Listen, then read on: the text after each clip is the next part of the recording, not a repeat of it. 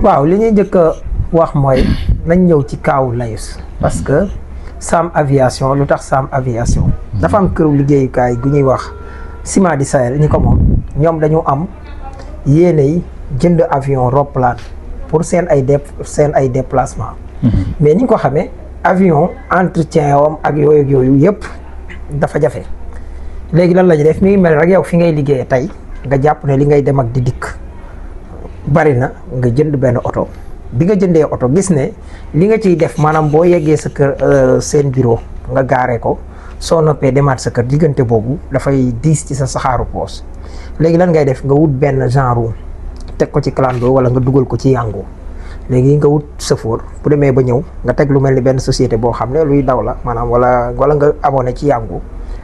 soo nekkee foofu soo xasee su la oto bi sëfoor bi xasee yóbbu sa bureau ba noppi la muy def mooy dem xarmat daw Yango bu dawee Yango versé la mu dugalal la am koom maanaam yaa ngi am oto particulier boo xam ne saa yoo soxlaa mu demal la mais da ngay dem loolu moo tax société boobu di famille Layus jënd avion daal di teg kii bi ñuy wax Sam Aviation jamono yële sax bi Macky Sall wàccee ak néew sax dèjà ñu ngi for ci wewu bëy ne diggante bi ñoom dañu amaat beneen avion xam nga ko amoon benn bañ gis ne da ngaa jàpp ne say ëpp na say soxla ba tax nga koy luyee nga jëndaat beneen mbaadu am sax xel ñaaw ci ku mel ni maam Biram waa gis nga ko xawoon masoon na ci bind ñun ñi mas nañ ci wax muy parce que beneen avion bi Macky Sall xasee yegg Maroc ba pare am na avion bu ko doon yéegal ak yooyu ñu jàpp ne Macky Sall moom avion bi wala ñoom lu ca nekk kon li ci am solo rek mooy ab këru liggéeyukaay la goo xam ne mi ngi fi waaye ñu teg benn compagnie boo xam ne teg loo xam ne mi ngi mel ni rek ni ma la ko exemplé comme yow mu am sa clando su la xasee wàccee ni particulier bu noppee daal di dem xarmat maanaam noonu rek nga koy gisee léegi nag loolu ñuy def moo tax état Sénégal jël compagnie bu mel ni Sam Aviation mooy gën a yomb ci moom maanaam tey boo demoon ci compagnie yi ñi nga xam mën naa dis ci ñoom koo xam ne daanaka day gaaree lu ci ëpp li muy am ci client bariwul kon bu amee client bu mel ni état Sénégal wala premier ministre pourquoi pas gis nga Karim Wade mii muy waxal bay wax ñoom fii la taxaw daan sosal Karim Wade am nañ procès boo xam ne Karim Wade da koo kañe mu génn ne ko baal ma Karim Wade jéggal ko après nag ci la ñuy doog a gis mais moom ci avion bi dafa ni je crois que dégg nga ko mu ni avion bi depuis une semaine mi ngi foofu taxaw waaw mais depuis une semaine wala weer parce que soxla Ousmane Sonko matagul ndax soxla si fa Ousmane di nekk jar na avion bi di taxaw ñu ciy fay xaalis bu doon dañ ciy fay lépp 500 millions wala dañ ciy fay. ci xaalisu état ba. non ci xaalisu état pour lan Ousmane Sonko kan la demal. état Sénégal du moo koy jox essence. du moo koy jox kii du mooy garder këram wala nangaram est-ce que li mu soxla lam fa dem di defi visite 7 jours bi mu fa war a amal. maanaam ndax jar na ko wala jaru ko foofu la affaire bi nekk. léegi boo ñëwee ci li ndax jar na ko wala jaru ko daf fa jiitu sommet Davos bi yaa ngi gis barki démb la tàmbali.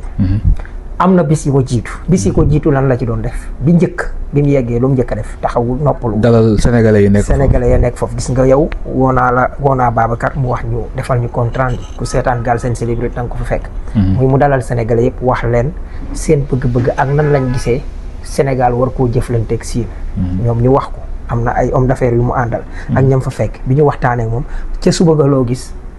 dalal homme d'affaires chinois pourtant moom ay homme d'affaires sénégalais comme ni ko Ablaye daan defee nga xam ne loolu mu defee ko sax defin wu gën a mucc ayib sax na ko Wade daan defee mais ci tànk yooyu la jaaroo ak yooyu nga gis ne sommet bi mu amal tey gise bi mu amal muy diggante l'homme d'affaires chinois yi ak le premier ministre ak Apix signé na fa ay contrat yu am solo ak beneen boobu société bi ci wàllu transport bi gisaan nga ñi ngi pare pour ñëw fii di fi def usine de montage ay bis ak yu demee noonu ak yeneen yoo xam ne sërite boo xam ne sërite bu am njariñ wala yu demee noonu buñ ñëwee ba yegg si li ci topp ci la ñuy xool natt nañ ko wala déet mais li ñuy wax rek ci bu naree neex su baxee dafay xeeñ mooy la fa premier ministre def nee na ñuy jàpp ne ay gisuñu ay kilifay chinois est-ce que gisante na ak premier ministre chinois wala gisante wut ak moom ñooñu li Sénégalais gis mais nag gisaguñu mu taxaw benn kilifa Chine waaw moo xam premier ministre la wala day kàcci président man am naa image boo xam ne peut-être dañ ko dugal day wane ne ma jàmbal day jàpp nga ne bu Sonko taxaw nag président wala boog ministre chinois yi du ko du gis image premier ministre chinois moo ko dalal nga ak yow gisoo image bi Sonko ànd sol yére costume africain bi nekk ak premier ministre chinois feggoo ci biir ak yeneen naataangoo premier ministre kon gisoo loolu man nag journaliste bu defut sa liggéey maanaam tey demoo gëstu man du saa wolof man maay taxaw di leen ko defal parce que bu leen jàppee ci genre dama jàpp ne bu fekkoon ni premier ministre dinañ ko nekk ni kat diw mooy le premier ministre chinois dina leer. waaw mais loolu kay image yi ku ko soxla xam nga tey ku ko soxla wala ku soxla liggéey ya fa nekk man mi xam ku fa nekk ak ñam yi nekk Babacar Dia bu la neexee peut-être que dana intervenir at balaa yàgg yu demee foofu ngay gisee léegi premier ministre tamit dafa am beneen dem bu mu fa am parce que avant loolu dafa def bu tournée panafricaine dem di wax ci kàddu Afrique teewal fa Afrique débat bi li mu wundu yëpp da nga ko ci gis lan nga gis ñuy wax bu waxee Sénégal da nga dégg mu wax Afrique de l'Ouest waxaale Afrique parce que dafa yoraale seen boolu njàmbur ba pare Afrique taxaw tey di wax ci benn kàddu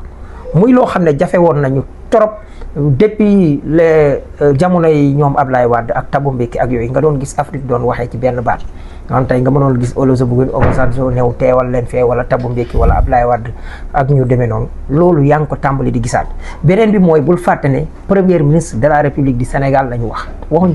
président Diomaye ba mu fay dem daje na ak président Chine daje ak yooyu tey premier ministre bi mu demee naataangoom premier ministre la dajal ak la mu soxla loolu mooy li nga xam ne moo am su la neexee di nga gis par exemple waxtaanu premier ministre di nga dégg sax li ko presse ba fa nekk comme presse buy def seen liggéey fi actualité tollu dëgg-dëgg ngay laaj boo ñu ko mënee may comme ça di nga comprendre li nga xam ne moom les partenaires bilatéraux également et les marchés. Et nous avons fait le pari de dire la vérité. D'abord à notre peuple. C'est en ligne avec votre politique de transparence. De transparence. Je pense que c'est la base de la confiance. De la confiance, justement. De regagner la confiance. Justement. Et nous pensons que, évidemment, l'effet que cela doit produire vis-à-vis, en tout cas dans nos relations avec tous les partenaires, ça doit être une confiance renouvelée. Parce que je ne suis pas sûr que si on se livrait à ce même exercice dans beaucoup d'autres pays, on ne découvrirait pas plus que ça. Et si aujourd'hui le Sénégal doit subir les contre-coups de cet exercice de vérité, ça découragerait ultérieurement les autres pays à se livrer au même exercice. Mais bref, ce que je voulais dire, c'est que nous avons hérité de cette situation, qui est une situation difficile, qui nécessite que nous réagissions sans pour autant aller vers l'austérité, continuer à libérer l'économie, à inciter l'investissement. Et c'est cet exercice difficile qui fait que c'est un défi constant pour nous. Nous sommes en train de discuter pour un nouveau programme avec le Fonds monétaire international. Les partenaires continuent à manifester beaucoup d'appétit et beaucoup d'intérêt pour le Sénégal. Les investissements continuent. Mais notre option, c'est d'accélérer le rythme parce que nous voulons que le Sénégal et toute l'Afrique, nous le souhaitons pour toute l'Afrique, puissent aller vers un processus de développement accéléré. Comme on a vu ce phénomène dans ces pays d'Asie, par exemple, la Chine, les dragons d'Asie, où sur un temps de 25 ans, 20 ans, 30 ans, des progrès substantiels ont été. Ok, Keita bi ñu ko déggandoo soo jàngat ci kàddu yi Ousmane Sonko. voilà lim la wax foofu mi ngi xëccu ma mi ngi waajal loo xam ne sax ñëwagul ci kanam. ah bien sûr non te loolu yaa ngi gis retombées yi gis nga banque mondiale wax ne pare naa génne li ñuy wax 115 millions de dollars. loolu du tolloo ci 57,5 milliards de francs CFA. lenn li 105 yi war a mën a jëm ci li nga xam ne tey mooy joyanti assistance financière. 10 yi war a dem ci assistance technique. parce que ñoom malgré liñ doon wax yëpp. biñ fi ñëwee ba nag ni jàppale wuñ Sénégal teewul Sénégal a ngi dem Ousmane Sonko naka la dem Chine ñoom xam nañu dégg nañ dee. dégg nañ jat xam nañu ne même buñ ci jàpput Sénégal day réussir ñoom ñu ñëw indi ak seen jàppale nag lu baax la muy FMI que muy banque mondiale wala yu demee noonu. seen jàppale lu baax la parce que bu ñu jógee ne dañuy ñëw jàppale la wala nangam dafay wane ne crédible nga. te Sénégal li mu njëkk a wan mooy transparence beneen problème mu am ci mooy boo xam ne FMI ñii dañu ñëw les autorités wan leen ne leen chiffres yi ñu joxe woon dañoo fen askan wi mais fen FMI man dama jàpp ne sax responsabilité FMI mi ngi ci parce que problème bi mooy ay borom yi xam-xam lañ su ñëwee fii Macky Sall wax leen lu dëgg kàcc leen ba loolu am mais faute Macky Sall lañ ci mais seen responsabilité mi ngi ci buñ ko nangoo am na leneen lu muy yàq ñoom seen crédibilité lay taxaw moo tax fi ñu toll yi daanaka bëggoon a am ci kaw Sénégal dëgg mooy li leen gën a arrangé moo leen gën a arrangé d'une manière boo xam ne par exemple dana leen ñoom xam nga tey crédibilité Sénégal seen crédibilité moo leen ko gënal tey li ñu defoon Macky Sall di ci def man dama jàpp ne mën nañ leen a jàppee comme ay complice parce que bu fekkoon ne doon nañ ko gëstu ba ca war amaana Macky Sall mënu ko def rek ba dégâts yi mel nii maanaam mënuñu ñun ñu yemale ñu ci 70% Macky Sall ñoqali woon ba 74% naan ñu c'est gérable alors que mi ngi nekk 99,6 maanaam tey téeméer boo yor. ñeenti 50 yi nga moom maanaam li nga ci am maanaam téeméer boo am yow daaw ci ñun waa Sénégal. maanaam matul sax benn dërëm liñ ci am. loolu bu ñu ko defee dafa garaaw ay det kase léegi lu mel noonu tey même FMI maanaam loolu bañoon a am wala ñu bañoon ko xam parce que maanaam xam gi du leen sagal. mais teewul loolu mooy dëgg ñun dañu tànn transparence boobu ñu def nag ak dem gisante ak dëkk bu mel ni Chine ak yooyu tey FMI que Banque mondiale tey maanaam soit ñu xelu ñëw wala ñu xelu ñëw wala bu ñu xeluwul ñëw wala xeluwul ñëw yeneen dëkk yi bu fekkee ne Sénégal réussir na danañ mujj ne ñun ñii lu ñu jariñ dañ leen a war a bàyyi parce que Fonds monétaire international la ñu war a wax bépp dëkk bu nekk ci yoon dañ la war a financer mais waruñu fekk benn dëkk ngay njuuj njaaj tey bu doon état bi daf leen di tegal ndëgg sarax comme ni ko Macky Sall doon def pour ñu financer ko c'est à ñoom ñu waroon a jéem a découvrir tappale yi yan tappale la kon ñoom defuñ seen liggéey ak loo mën a wax mooy defuñ seen liggéey parce que dañ leen di saytu loo réew yi pour ñiy leble bañ a jël risque léegi li Sénégal def Macky Sall def ko ci jamono wane na ne maanaam li Sénégal nekkoon risque la maanaam avoué ko dafay am loo xam ne ni daf koy wàññi ci seen biir. foofu la affaire bi nekkee moo tax lii Ousmane Sonko dem waxi ak ñi nga xam ne tey mooy investisseurs yi nga xam ne tey que ça soit ñu nekk Chine wala yu ne beneen bi muy Afrique ak ni mu toll am potentiel tey boo jëlee tey Afrique de l'Ouest nga xam ne yaa ngi koy évaluer ci 400 000 personnes maanaam 400 millions de personnes. ne serait-ce que Afrique du Sud loolu benn Afrique de l'Ouest loolu da ngay gis ne benn maanaam géographiquement parlant maanaam population bi ni ñu toll marché la bu kenn warul négliger beneen bi mooy mu am ay ressources ne serait-ce que Sénégal rek am na plus de 30 ressources naturelles maanaam 37 la lu ci lañ koy évaluer loolu moo xam muy bauxite bi di acier bi di zircon bi di lithium bi di cobalt basalte ilménite ba ci xorom lithium or ba ci diamant yooyu yëpp nga fi wax ay potentiel la te noonu nga ko mën a nemmikoo ci Sénégal bu dee li concerné fer 4 fois plus ngay fekk Guinée noonu nga ko fekkee ci Guinée mais 20 fois presque ngay fekk Sierra Leone Sénégal am moo tax li Ousmane Sonko wax ci biir mooy tey ba dem na ba ci muy li soxla Sénégal Afrique gën a soxla tey muy ay infrastructure haut niveau pour ne pas dire haut de gamme tey li ñuy wax ay autoroute de l'acier mooy diggante waxuma rek Sénégal Dakar Bamako mais da nga naan Dakar ba Djibouti wala nga ne Dakar ba N'Djamena ak yooyu parce que yooyu yëpp dafa war a gëndale Afrique potentiel la kon lépp ci vision bi la lépp ci vision non vision la non xam nga tey ñun sens bi ñu nar a am ci Ousmane Sonko du président de la République mais man nga ne président maanaam des républiques fédérales maanaam tey ay maanaam ay pays fédéralisé wala xool nañu nekke mën nga jàpp ne beneen CEDEAO wala beneen Union africaine ak noo ko mën a déggee mën na togg te tey leader bi ñu am na capacité ak maanaam capacité pour mën a doxal loolu en tout cas am na confiance u africain yu bëree bëri waxuma dirigeant yi mais Afrique ci kenn ku ci nekk boo demee ci population yi nga leen di laaj tey Ousmane Sonko bokk na ci ñi ñu gën a teg bët. mais ça yéen critère moo lay wan ni Sonko mooy waxee ci baatu Afrique